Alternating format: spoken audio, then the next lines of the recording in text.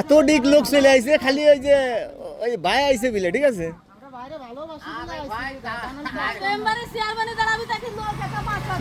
বলছি সে মেম্বার না। আপনাদের এই জায়গার কথা আমি বলতে পারবো না।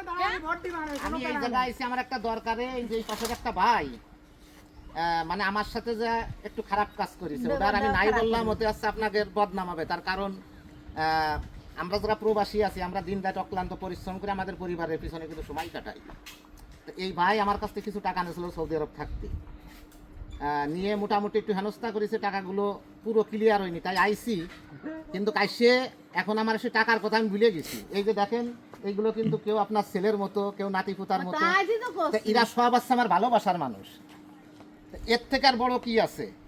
একটা জিনিস খেয়াল রাখবেন যে দুনিয়ার পরে কিন্তু টাকা পয়সায় কিছু হয় না, আর এই ভালোবাসাটা টাকা পয়সায় কিনা যায় না। আপনি আমার মাথায় হাত দিয়ে একটু দোয়া করে দেন, দি একটু দোয়া দিয়ে দেন, আমার আর 2-4-10 বছর বাঁচাই রাখে।